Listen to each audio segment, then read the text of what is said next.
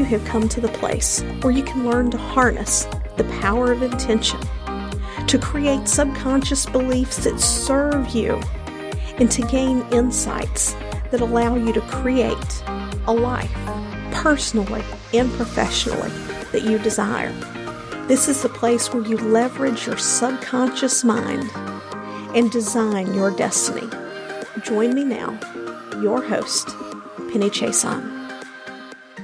Hey, Penny Chason here, and welcome back. I'm glad you decided to join me because today I'm talking about one of my top 5 passionate topics. I have a few passionate topics, but this is one of the top 5, and for quite a while, it was number 1, and while it's still very important, I've moved my attention in other directions, but this is something that impacts each and every one of us at some point, and that is anger. Anger is something that can sit under the surface for years, for decades, and it doesn't get addressed. Anger is a very important emotion, and it is a good emotion when it's based in reality. And I'm going to get into what I mean about that in terms of being based in reality. But all of our emotions are good. Our emotions serve to guide us when we need to do something to fulfill our needs, wants, and desires. They alert us to danger. They alert us to seek out companionship, relationships, shelter, among other things. Now, while there are just a handful of basic emotions, primary emotions, the different ways that we can describe those emotions in terms of the context of what we are experiencing go along a continuum. And anger goes along a continuum of something is not fair, and it is producing rage in our life, like it's so not fair. It's producing rage all the way to the other end of the spectrum where everything is completely fair. We are happy, we're happy-go-lucky, joyful, feeling gratitude, whatever the case may be. And there can be an entire range, degrees of fair to not fair within there. And we typically have other labels for those. We're miffed, we're ticked off, we're PO'd, whatever the case may be. You get my drift. You know where I'm going.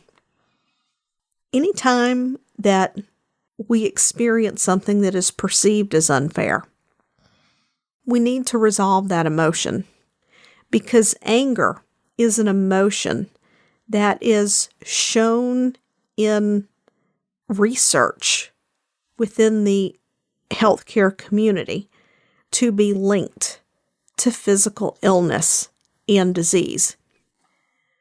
When we've perceived something as not fair and we don't close that open mental loop, what happens is the subconscious stores this. It recognizes that it's not fair. And it is going to be looking for cues to avoid circumstances that are similar to it. Now, we don't know this is happening, right? It's not like we're sitting here and we're scanning, constantly looking, but the subconscious mind just makes a note and becomes aware. And if something similar comes up, it looks to see if something is unfair. If we experience a situation often enough, the mind can become what I describe as hypervigilant, where it is just waiting for that shoe to drop, so to speak. And it's constantly looking for the next time this is going to happen because it's not going to let unfair happen again. And for people who experience being easily angered, easily triggered, as some people would say.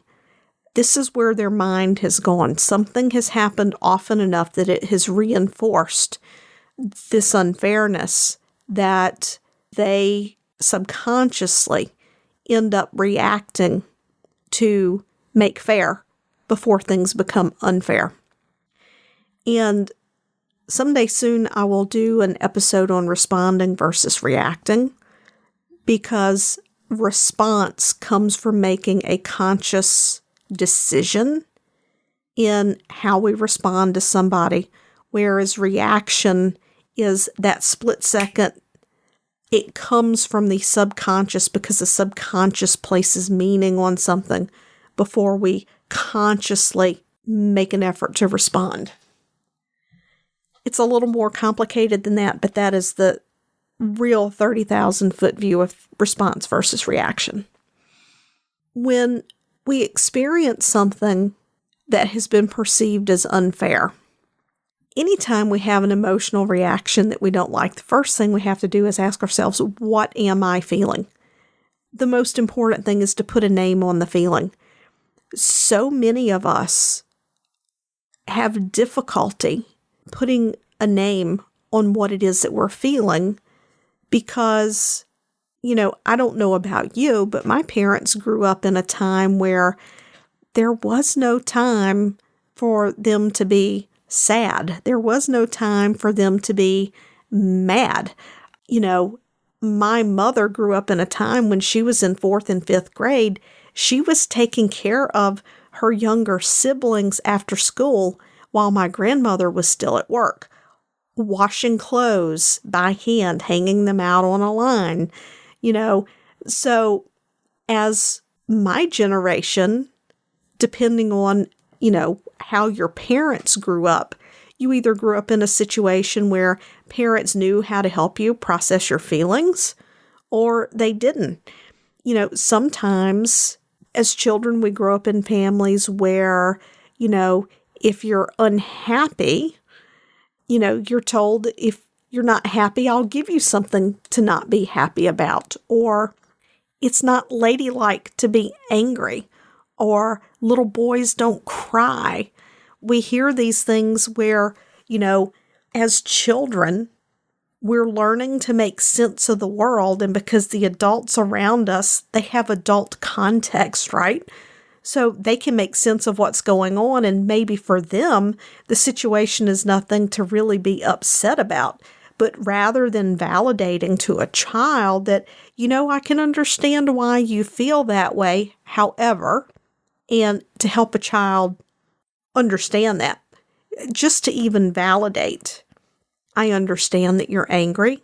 However, this is what we need to do. Or I understand that you're sad. This is what we're going to do. Not to give the child control, but to validate the feelings and let them process.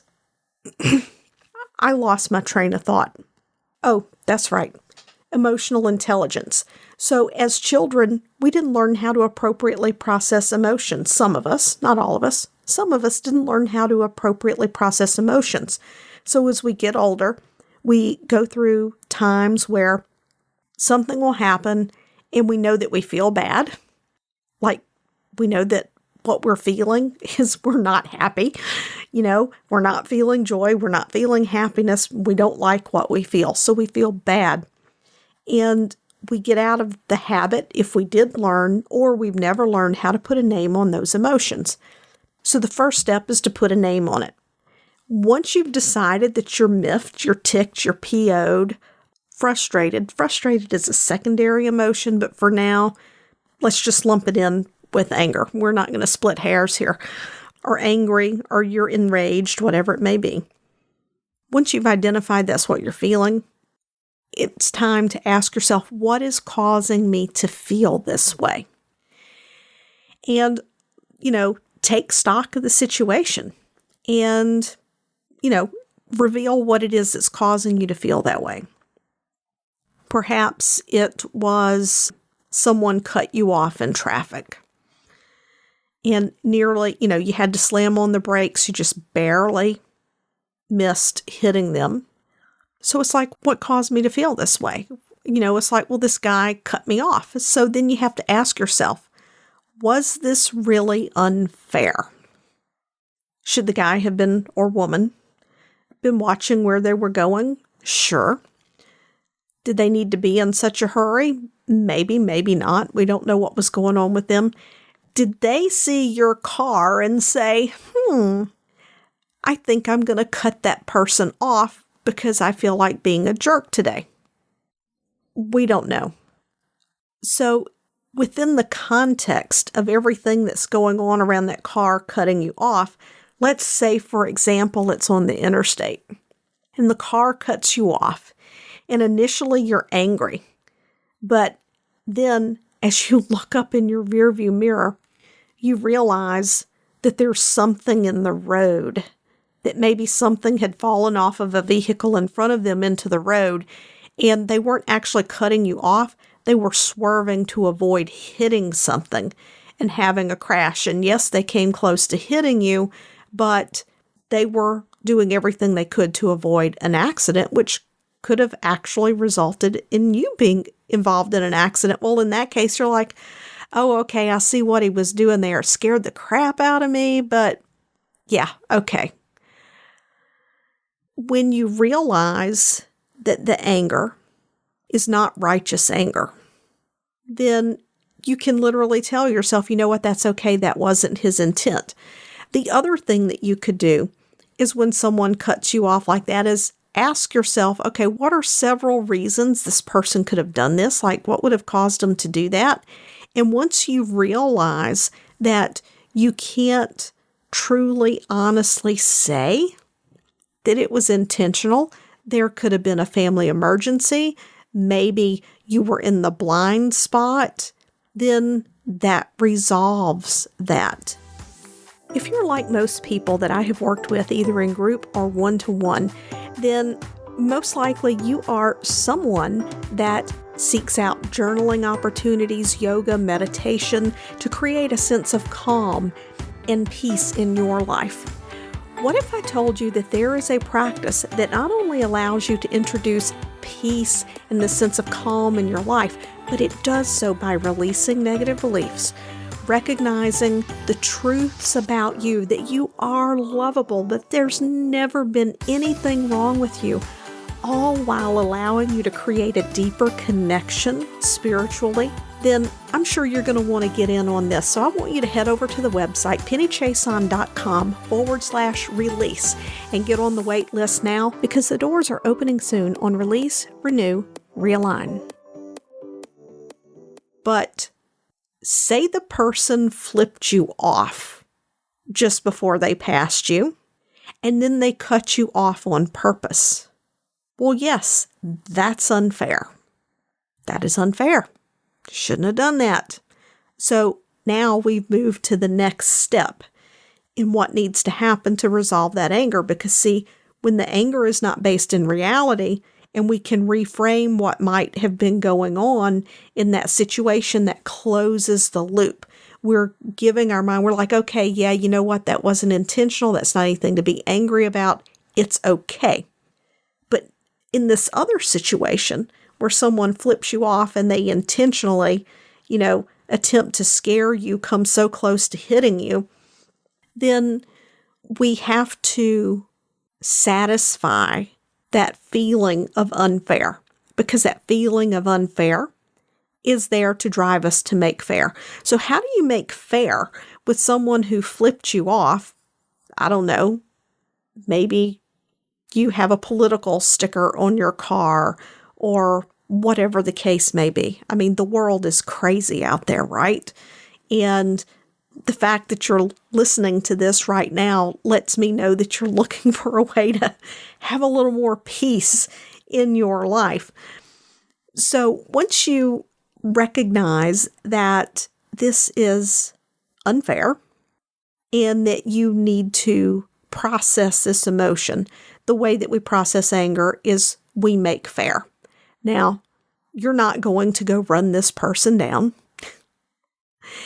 and chase them down on the road to get in their face and flip them off in return. That's not how people would make fair who want peace and calm in their life. And I'm not advocating road rage at all, because we're going to go into the alternatives. So the alternatives are to ask someone else, run it past someone else and say, what do you think about this situation?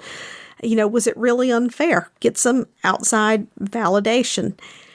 Then you can ask yourself, okay, what can I do to make a solution to this? Say the person was driving a company car and it had a safe driving sticker on it. Well, this person clearly was intentionally not driving safe. You could call that number and pull, once you've calmed down, once you're at peace and you can be clear and concise without being emotional, call them and say, look, this happened. And, it was an unsafe situation. That's one thing you could do. The other thing that you could do is make a list of reasons, like we did earlier, that this person might would have done this. Maybe that person that day found out that they were being laid off and, they found out they've only got, 2 days on the job and now they're going to be no job, no money, don't know how they're going to pay the bills. Maybe you didn't realize that they were in your blind spot and you accidentally got in front of them. Maybe they got in a fight with their wife. We could come up with any number of things that could be extreme situations that would cause a person to act like this. And when we ask ourselves what would cause a person to behave this way, we can usually identify with something in some potential possibility that makes this person forgivable. And then we can simply forgive that person. We could even forgive them for, this is not something that normally people do every day. And clearly there's something that's bothering this person so bad that this was the only way that they could cope with it, was to flip me off and, make me think that they were going to hit my car by cutting me off. I'm going to forgive this person because, one, it's not worth my peace to hang on to it. And two, I'm just ready to let it go. When we forgive someone, it's important that you forgive for you and that you don't forgive for the person that you are forgiving. And the reason why is if we tell the person we're forgiving that we're forgiving them, then they may take that as permission as someone that you are someone who can let it go and someone can run over you and do it again. And we're not going to have that, right? We don't want to be anyone's doormat, if you will, when it comes to those things. So forgiveness is so that you can be at peace. Now, if you find yourself being easily triggered, if you find yourself being the person that wants to engage in the road rage, so to speak, or you're being short with your family and you can't put your finger on the reason why you're finding yourself short and easily flying off the handle, then it's time to do some reflection inward. And depending on the circumstances of what's triggering you, ask yourself, where in your life has that happened before? And see what forgiveness might need to take place in your own life.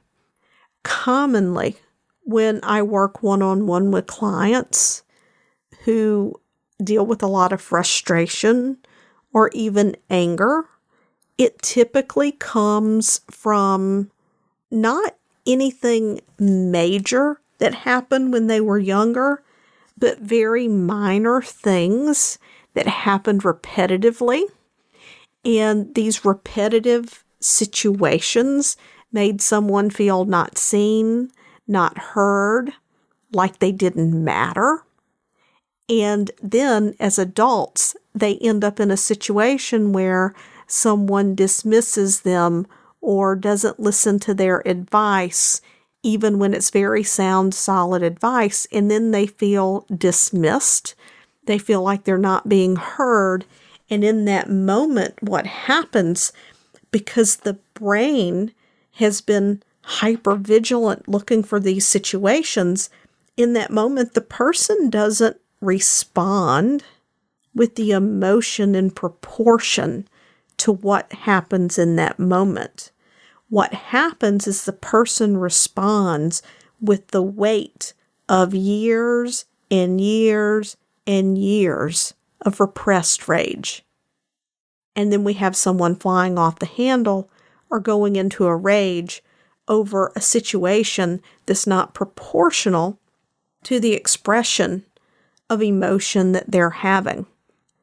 And all of this bottled up frustration, all of this bottled up anger affects our body physically because it impacts our stress response in the same way that fear does. Because fear activates our stress response, and anger chemically activates our bodies in the same way. And sometimes people are so good at properly expressing themselves, at keeping a lid on it, that one would never know that a person is dealing with anger underneath the surface of unfairness. Take, for example, a woman who was a stay-at-home mom her entire life, loved staying at home with her kids, but always had the awareness that she stayed at home for her kids and gave up her opportunity to pursue the career she wanted. And then maybe once the kids are out of the house and she's finally starting to do the things in life that light her up, now a parent gets sick and she needs to take care of the parent. This could very well happen to a man. You know, once I got out of anesthesia school, my husband worked, but I worked full-time. He worked part-time, and he did all the stuff with the kids.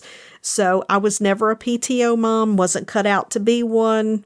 So hubby did that job. So there is no male or female role, but just typically speaking, you know, giving a woman as an example, you know, now she may be taking care of her parents until, you know, either a parent passes away or goes into assisted living or whatever the case may be. So she spends her whole life taking care of everybody else and not of herself. And then all of a sudden she's dealing with a disease or a sickness, and everyone is standing around going, wow, you know, she always did everything for everybody else. She didn't deserve this. Well, she chronically activated her stress response by holding everything in and always giving to others and never giving to herself. So that is just a few examples of how anger can impact us. We could end up becoming someone who's explosive, or we could be someone who's just easily triggered. Maybe we don't explode, but we react quickly. We're easily triggered. Or perhaps someone who manages to, in a very peaceful, calm way, hold it in all these years, and then it manifests itself as illness in our body. So anger is a good emotion, but we have to process it and close the loop. I trust that this episode has given you some things to think about that maybe you had not considered before. Take this and implement it in your life, identifying that emotion and determining whether it's righteous, based in reality, or not based in reality, and then follow through with making fair if it is righteous anger. Until next time. Thanks for tuning in today. I would love it if you would head over to iTunes and leave a positive review. about how this episode has helped you to improve your life. When you leave a positive review, it helps us to reach even more people, helping them to change their lives. And that positive energy and vibration of sharing comes back to you as we spread the message of how you can use the power of intention, creating stronger subconscious beliefs and raising our vibration to create the life that we desire, the one that we're here to truly live so that we can fulfill our purpose in life. Once again, thanks for tuning in, and I'll see you next time.